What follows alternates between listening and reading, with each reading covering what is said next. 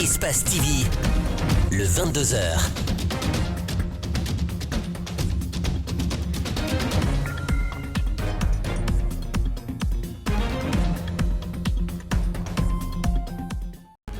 Bonsoir et merci de votre fidélité au programme d'Espace TV. Au sommaire de ce 22h, la saison des pluies à Conakry est synonyme d'inquiétude pour les pêcheurs. C'est la saison où ces derniers enregistrent des cas de naufrage. À cela s'ajoute le manque d'équipement. La banque sanguine de l'hôpital régional de Mamou ne parvient plus à couvrir les besoins des populations. C'est un véritable casse-tête pour les patients qui peinent à s'en procurer. Des employés de Russal Fria vivent dans la tourmente. Ils sont soumis à la signature des contrats à durée déterminée, greffés aux contrats à durée indéterminée. Ceux qui refusent de se soumettre sont renvoyés sans ménagement. C'est l'angle que nous propose ce lundi Mamadou Kalisso et Djibril Kabak Kamara. Voilà pour le sommaire, les détails c'est juste après cette virgule.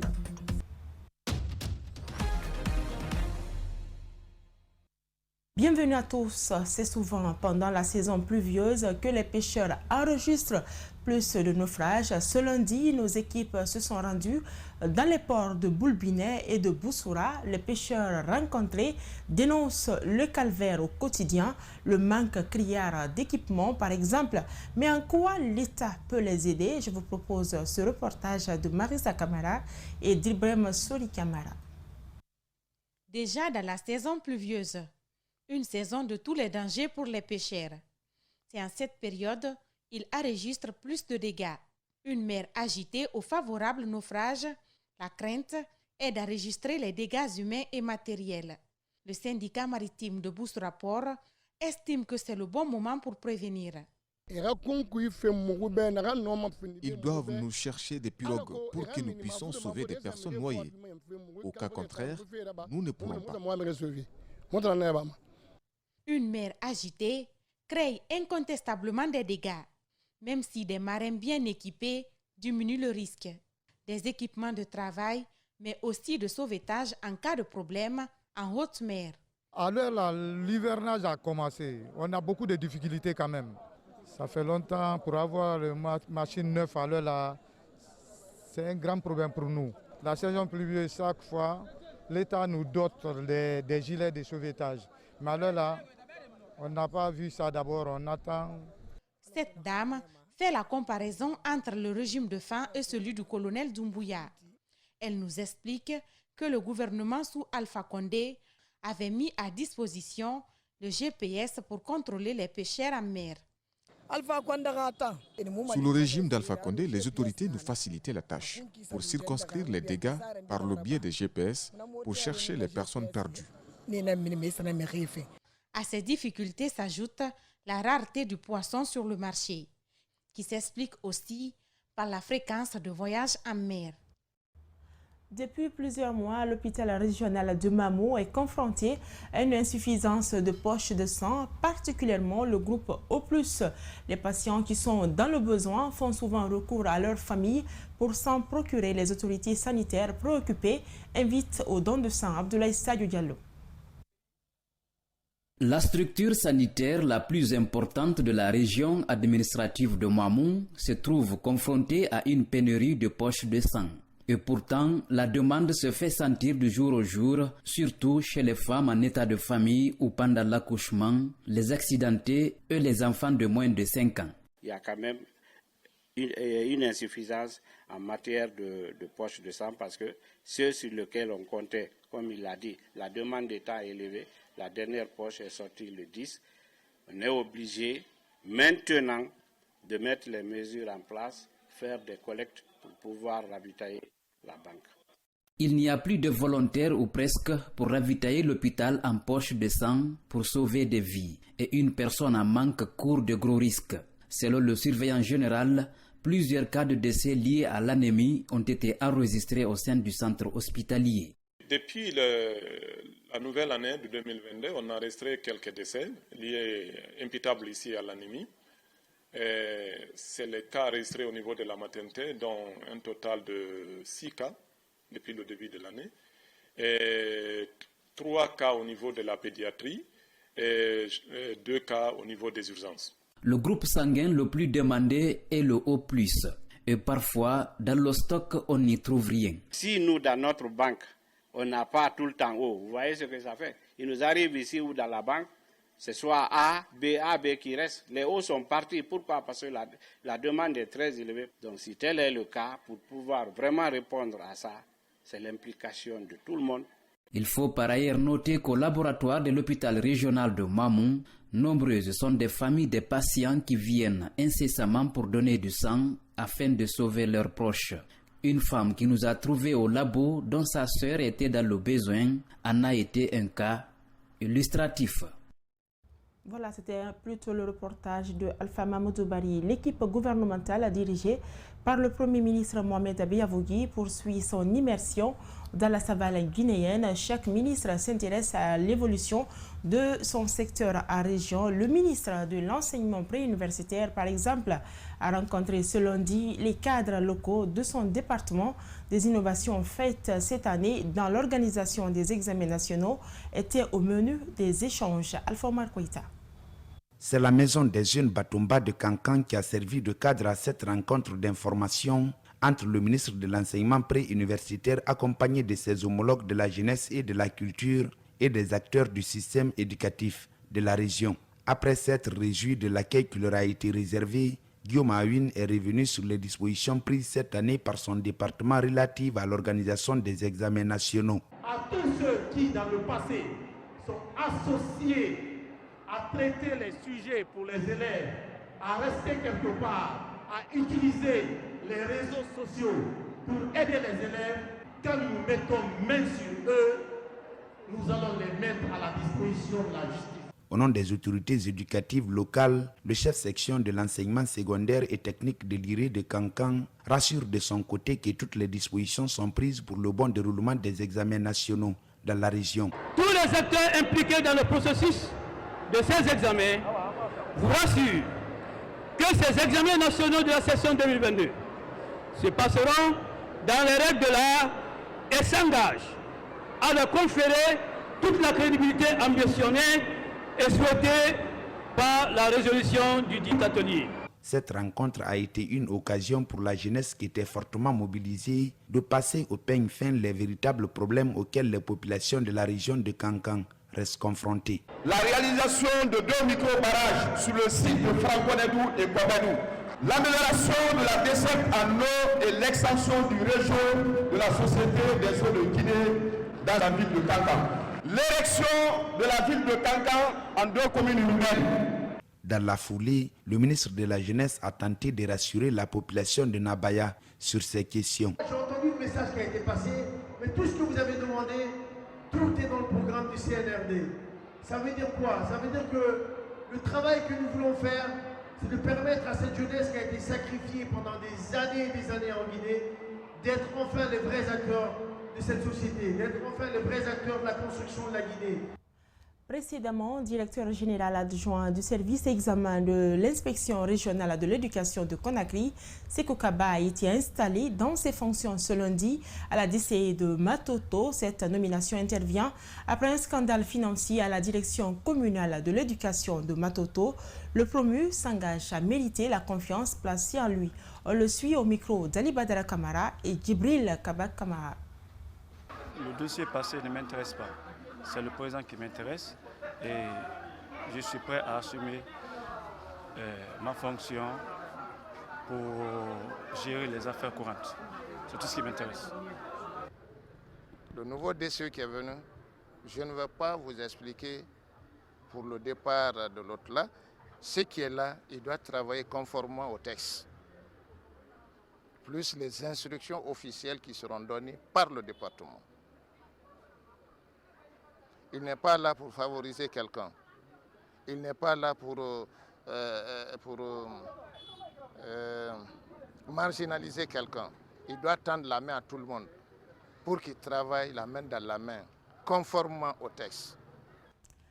Ouverture ce lundi à Conakry d'un atelier de formation à l'intention des membres des organisations de la société civile. L'objectif est de renforcer les capacités des participants sur la transparence budgétaire. Ceci est une initiative du ministère du Budget en collaboration avec le collectif des organisations de la société civile avec un appui de l'Union européenne à travers PACAF, projet d'appui au corps de contrôle et à l'administration fiscale.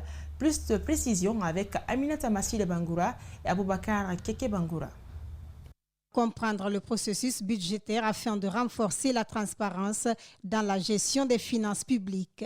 Cette question sera largement débattue durant 5 jours dans cette session de formation initiée au profit des membres d'une vingtaine d'organisations de la société civile.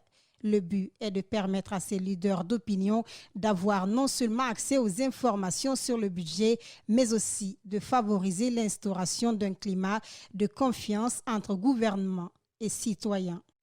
L'atelier qui nous réunit ce matin est une bonne occasion, une belle occasion pour échanger sur les outils et les procédures de notre système de gestion budgétaire afin que vous soyez, vous, les organisations de la société civile, vous, les voix des sans-voix, les armes pour assurer efficacement vos fonctions de veille citoyenne. Ce programme permettra aussi aux organisations de la société civile de jouer pleinement leur rôle dans la promotion de la transparence et la participation citoyenne dans le processus budgétaire. Au-delà de l'exigence démocratique, la transparence budgétaire est aussi un facteur d'efficacité des politiques publiques, sous réserve qu'elle soit portée par les institutions et autorités publiques. C'est pourquoi l'Union européenne a souhaité appuyer les ministères du budget.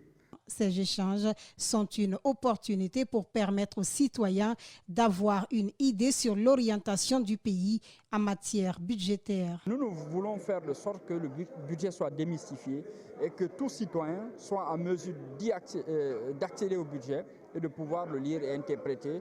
Les participants seront également outillés sur le cadre législatif et réglementaire de la gestion des finances publiques, le processus d'exécution et de contrôle du budget de l'État, ainsi que les modalités de vulgarisation des documents budgétaires. Des unités de coordination des projets et l'Agence guinéenne d'évaluation environnementale suivent depuis ce lundi une session de renforcement des capacités de 2 jours ici à Conakry, une formation organisée par la Banque mondiale avec pour thème principal cadre environnemental, social et instrument. C'est un projet qui s'inscrit dans le développement durable. Rosaline Gotemounemo, Tchernosadouba. Ce document cadre environnemental et social se veut systématique, moderne et harmonisé. Il doit être vulgarisé. Et pour cela, la Banque mondiale qui a conçu l'outil souhaite que l'équipe en charge des projets financés travaille à mieux cerner ses contours. On souhaite sincèrement qu'ils aient une bonne appropriation du document. Ça, c'est extrêmement important pour nous, parce que l'objectif n'est pas de remplacer la réglementation nationale, mais pour que les deux plateformes travaillent ensemble. Plusieurs thématiques seront vues durant ces 2 jours de formation. Entre autres, évaluation et gestion des risques et impacts environnementaux et sociaux, le plan d'engagement environnemental et social national et l'engagement citoyen. L'objectif est d'accompagner tous les secteurs dans le cadre du développement durable. L'idée, c'est de familiariser, démystifier les concepts, définir les aspects et de s'assurer qu'on mette en place un plan d'action pour pouvoir travailler ensemble. Ils sont une trentaine de participants à prendre part à cette session de renforcement des capacités. Ils trouvent que cette formation leur permettra désormais de veiller à la sauvegarde des questions environnementales et sociales. Avant, les gens n'étaient pas trop conscients sur les aspects environnementaux et sociaux. Mais avec souvent la vulgarisation de ces documents cadres environnemental et social, avec le concours de la Banque mondiale et tous les autres acteurs, il faut avouer que beaucoup commencent à prendre conscience de l'impact de l'environnement. La Banque mondiale a retenu 10 normes environnementales et sociales qui seront appliquées à toute une série de domaines, notamment la santé et sécurité des populations, l'emploi et les conditions de travail. Des acteurs de la justice, des services techniques et certains membres de la société civile ont pris part ce lundi à un atelier de formation sur le renforcement des capacités sur la réforme de la gouvernance foncière. Les litiges fonciers ont été, entre autres sujets, abordés dans les débats. Mohamed Valek Touré, Abdoulaye Kamara. La réforme de la gouvernance foncière en Guinée et en Afrique de l'Ouest. C'est avec cette thématique que s'est tenu l'atelier de renforcement de capacité des acteurs de la justice, des services techniques et ceux de la société civile. L'objectif vise la mise en œuvre des bonnes pratiques internationales relatives à la réforme de la gouvernance foncière. La Guinée, au niveau des directives volontaires, a eu à ratifier et à signer et s'est engagée pour l'utilisation des éléments de ces directives dans toutes les réformes liées au foncier au niveau national. Tout le monde veut s'accaparer du maximum de parcelles de terre possible. C'est ce qui fait que généralement des conflits naissent. Et ces conflits-là, elles sont de divers ordres. Ces séances de travail collectif sur le foncier ont permis d'élaborer un plan d'action commun qui a été affiné lors d'un atelier national organisé par la FAO en partenariat avec Accor Guinée. Des conflits entre mêmes particuliers sur, comment dirais-je, l'appartenance à une parcelle ou à un terrain déterminé. Et vous voyez aussi très souvent des investisseurs qui sont confrontés justement à un vide juridique. Les acteurs, quant à eux, ont dégagé des inquiétudes sur la continuité des dynamiques enclenchées, mais aussi des orientations qui peuvent dévier en faveur des communautés et collectivités locales. On a quand même tiré les leçons des processus, du contenu, de la dynamique, des relations entre les acteurs, surtout, et de regarder pour que la Guinée ne commette pas ces mêmes erreurs-là. Donc je crois que ma présence, c'est vraiment de partager l'expérience qu'on a vécue. Depuis 2018, la société guinéenne accompagne des efforts de l'État et des communautés dans les réformes foncières et politiques agricoles. Des études, formations, dialogues multi-acteurs assortis d'un mémorandum pour la préparation des États généraux du foncier ont été réalisés. Après avoir annoncé via un communiqué la résiliation du contrat qui la lie avec Masita, la Fédération guinéenne de football a trouvé un nouvel équipementier pour habiller les équipes nationales de Guinée. La FEGIFOOT est en négociation avec Puma, une marque dont l'expertise dans le domaine est connue. Mais comment tirer profit de ce partenariat? Comment éviter les erreurs du passé? Notre rédaction a tendu son micro à un spécialiste en marketing, un ancien joueur pour vous, Djibril Ba, Mamadou Oiba, Yacouba Traoré. Le contrat n'est pas encore finalisé, mais l'équipe masculine commence déjà à arborer le nouveau maillot. Ce spécialiste du marketing espère que cela marquera le début d'une nouvelle ère. Les équipements, c'est toujours un enjeu majeur. L'équipementier, moi, personnellement, j'ai toujours déploré les contrats que la Guinée a signés, parce qu'en général, on contracte avec des petites marques et qu'on paye en plus ces petites marques-là pour les porter. Donc c'est des contrats de dotation, ce n'est pas des contrats de sponsoring comme les gens imaginent classiquement. La Guinée va signer un partenariat avec une marque dont l'expertise n'est plus à démontrer. Cependant, il faut garder en tête que rien ne sera gratuit. Ce qui leur intéresse en termes de marketing, ce n'est pas nécessairement que Naby Keita ait 2 millions d'abonnés sur Instagram ou que Moriba en ait 1 million. Ce n'est pas ce qui les intéresse nécessairement. Ce qui les intéresse en général, c'est le pouvoir d'achat local. C'est-à-dire leurs maillots, ils veulent les commercialiser. Est-ce que la population de Guinée est capable d'acquérir des maillots dont l'unité va coûter à peu près $100 quoi. Donc, c'est des questions qu'ils étudient et ils ont une cartographie bien précise des pays et des pouvoirs d'achat. En plus des stratégies marketing pour vendre en grande quantité les équipements, la Guinée devra également miser sur les performances de ses équipes pour tirer profit de ces partenariats. Maintenant, si se trouve que la Guinée se qualifie en Coupe d'Afrique, en Coupe du Monde et tout, plus on y va, plus ce contrat sera beaucoup plus à notre faveur. Parce qu'on sera une équipe représentative. Et en plus, comme je vous l'ai dit, il faut que les maillots, que ça se vende. Par le passé, la FEGIFOOT a collaboré avec plusieurs équipementiers peu connus. Cette fois, le Conor veut un nouveau départ. Et le journal se poursuit dans un instant notre angle.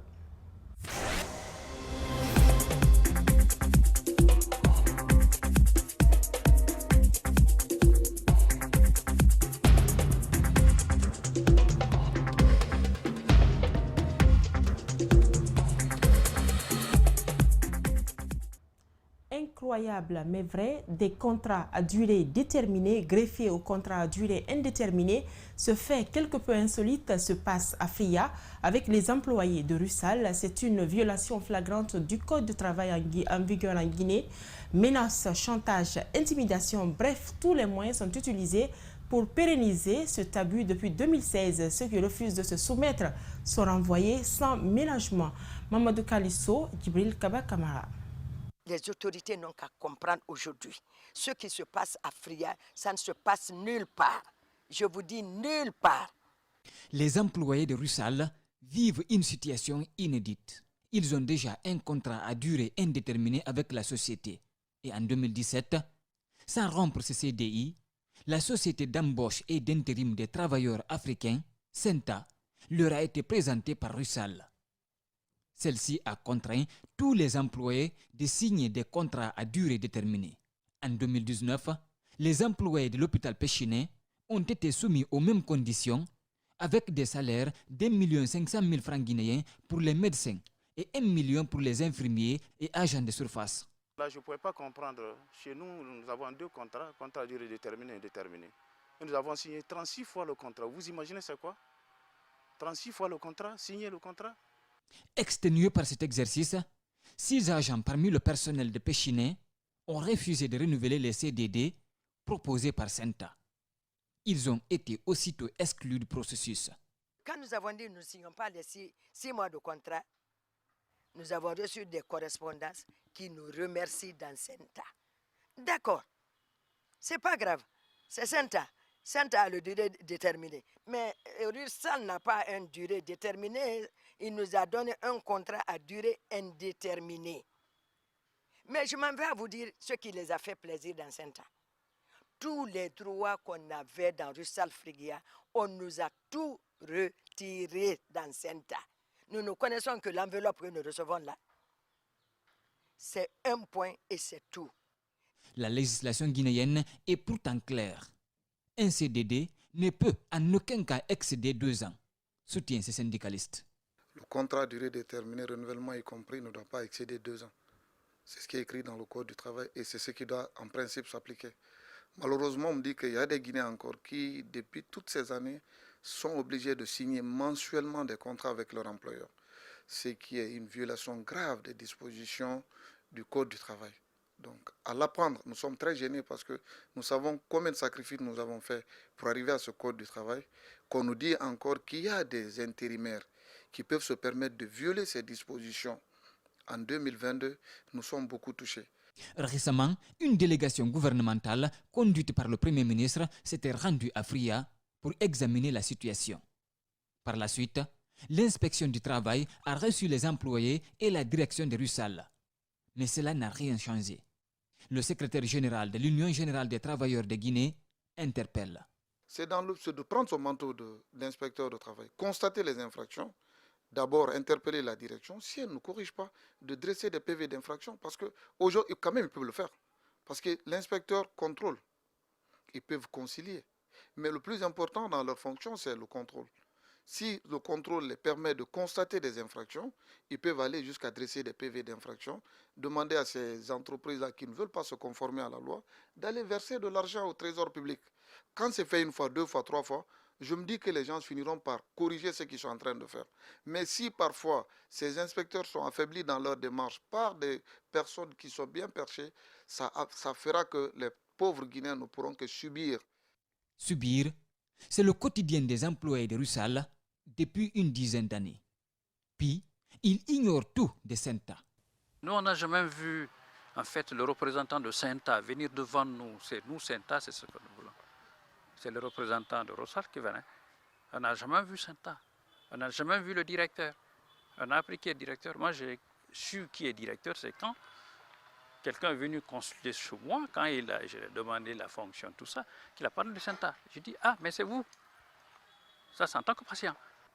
Un sous-traitant qui ne fait que signer des documents avec PO. Mais qui est le vrai patron? Nous demandons au président de la République, Dédé Fria, là où nous sommes aujourd'hui, on est mort. C'est trop, c'est trop. Monsieur le Président, venez en aide. Venez en aide, cherchez à savoir qui est Senta. Actuellement, l'hôpital est en rénovation. De nombreux services, comme le cabinet dentaire, ont été délocalisés. Pourtant, il recevait en moyenne une dizaine de patients par jour. C'est le cas de ce monsieur, venu accompagner sa fille. Ma fille a perdu de nombreuses dents dans un accident de la circulation.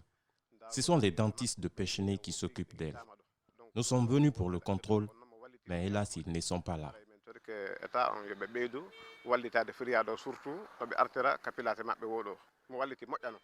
Au même moment, des centaines d'anciens travailleurs de Russal qui ont fait valoir leur droit à la retraite attendent d'être réglés en vain. L'État sait que depuis 2014, les travailleurs, les retraités sont là, n'ont pas leur retraite, n'ont pas leur pension. L'État sait que ces gens-là, ils sont incapables aujourd'hui de s'occuper même de cette usine. La pollution de cette usine, vous avez entendu parler de ça. L'alumine, il y a 4 mois ici, là. Quand vous voyez les véhicules là, quand vous voyez les plantes, quand vous voyez, la ville de Fria a été polluée à 100%. On ne comprend rien. Notre sort, on le remet à Dieu. Nous nous sommes rendus à l'usine pour avoir la version des faits de la direction. Mais elle n'a pas souhaité répondre à nos questions. Place à présent aux annonceurs dans la rubrique Public Reportage.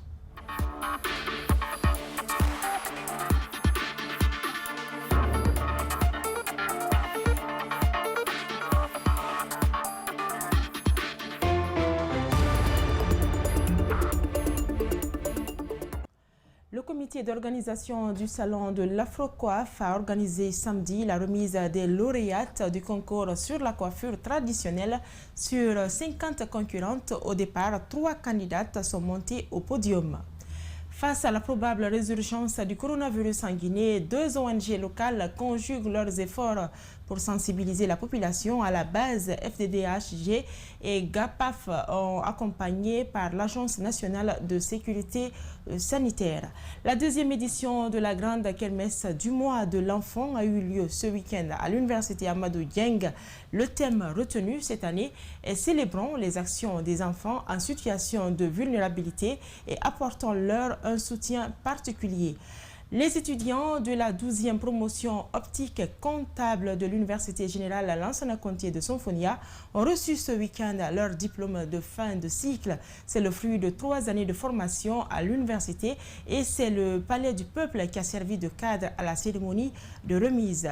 La compagnie des bauxites de Guinée, CBJ, a célébré jeudi 26 mai 2022 la 6e édition de la Journée mondiale des oiseaux migrateurs sous le thème des nuits noires pour des vols migrateurs. Je vous invite à suivre successivement ces éléments de Public Reportage.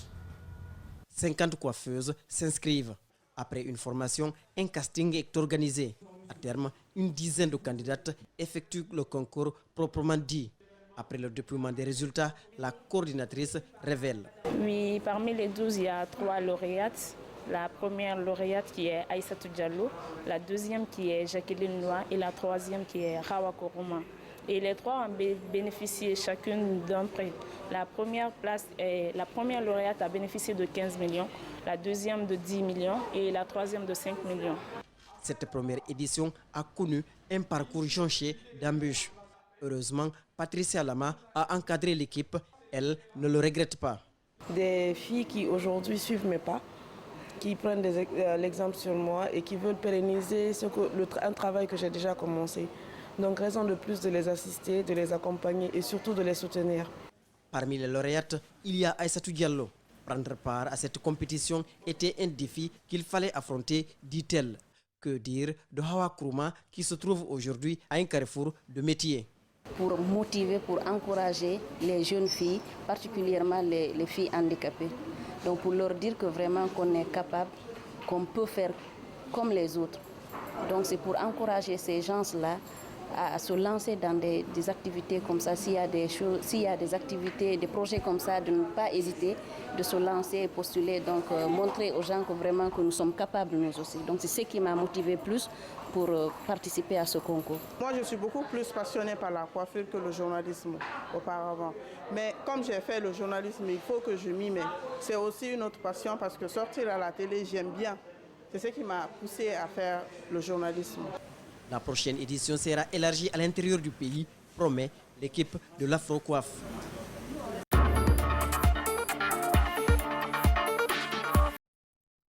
Ces activistes de la société civile partent du constat que le combat contre la Covid-19 est loin d'être gagné. Pour anticiper une éventuelle résurgence, GABAF et F2DHG partiront sur le terrain pour sensibiliser sur les modes de prévention. C'est vrai qu'à un moment donné, le combat a porté fruit parce qu'on a vu qu'il y a moins de personnes atteintes, moins de personnes qui succombent. Et actuellement, les équipes de vaccination sont sur le terrain. Ce serait bien de les accompagner dans la vaccination. F2DHG et GABAF ne seront pas seuls. SS procéderont à la vaccination de la zone ciblée. Toute campagne de vaccination, son succès repose sur la mobilisation sociale et le degré d'adhésion de la population à cette vaccination. Des vaccins sont disponibles, expliquent les agents sanitaires et les partenaires financiers.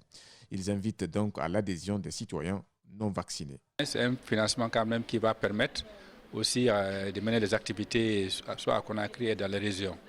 Donc c'est un financement conséquent par rapport aux activités prévues dans le cadre de mise en œuvre. Un peu partout dans le monde, le coronavirus fait sa résurgence. La Chine, depuis 2 ans, est dans le confinement. C'est ce lundi que le retour au travail est programmé. Par contre, les cafés et les restaurants restent fermés dans ce pays. L'ONG Fraternité Enfants de Guinée œuvre depuis 2 ans à sensibiliser les familles, à mettre en compétition des enfants issus des centres d'insertion et en mettant en lumière leurs actions et projets. Un droit fondamental pour ça, Alexis Ifonou, président de cette structure. Nous organisons ça pour apporter notre soutien à ces enfants qui sont pas dans la même situation que nous. Nous ne dirons pas que nous sommes aussi dans de très bonnes situations, mais il y a des enfants qui ne sont pas aussi, qui ont besoin de cette situation dans laquelle nous sommes.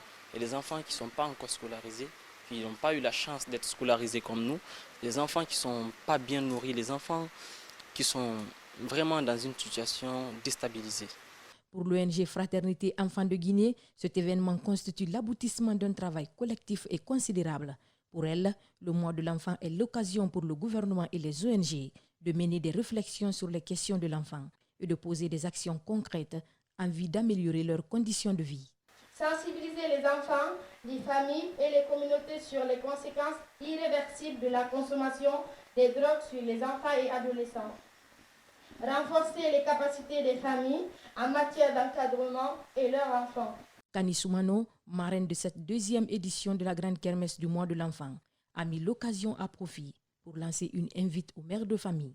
Le message que je peux passer aux enfants et à toutes les familles, c'est d'abord encourager nos enfants à prendre l'école au sérieux, à quitter les bas quartiers, parce que c'est une fois tu n'étudies pas, tu ne travailles pas, tu es exposé non seulement à la drogue, non seulement à l'immigration clandestine.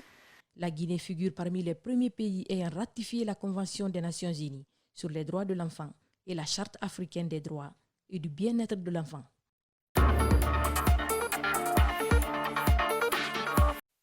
Conformément à ses engagements et sa philosophie d'entreprise citoyenne et responsable, la CBG s'est jointe aux autres acteurs de la communauté internationale pour célébrer la Journée mondiale des oiseaux migrateurs dans le but de contribuer à la protection et la préservation de la biodiversité en Guinée. Une fête qui est vraiment très importante pour la CBG. Ça fait 3 ans successivement que nous organisons cette fête Et en général, les différentes organisations ont toujours bien réussi. Pour Johnny Rabinaton, responsable de la biodiversité, l'objectif de la célébration de cette journée est d'informer, sensibiliser les employés et communautés vivant dans et autour de sa concession, ainsi que les couches socio-professionnelles en vue de contribuer à la protection des oiseaux migrateurs. La CBG, c'est une compagnie citoyenne. Nous engageons les communautés à travers, par exemple ici les jeunes. On utilise le sport pour véhiculer les messages sur l'importance de la biodiversité. Les oiseaux migrateurs jouent un rôle capital dans le maintien et l'équilibre de l'écosystème. Ils contribuent notamment à la fertilisation des sols à travers les fientes, favorisent la pollinisation des écosystèmes forestiers au cours de leur voyage. Toute entreprise minière qui s'investit dans le cadre de la protection de l'environnement a l'obligation de respecter ses engagements vis-à-vis de ses partenaires de l'État en termes de conservation de la biodiversité. Alors nous, en tant qu'ONG, nous veillons à ce que ces engagements soient respectés. La célébration de cette journée est très importante pour la CBZ. La compagnie dispose d'un programme de biodiversité. Mieux, le développement de toutes les activités de la CBZ tiennent en considération la biodiversité, dont les oiseaux migrateurs font partie. Il faudra que tout le monde s'inspire un peu du modèle de la CBG, aider ces communautés-là à se développer. Voilà, c'est la fin de ce journal réalisé par Antoinette Dédé au niveau Guy. Merci de votre aimable attention. Au revoir et portez-vous bien.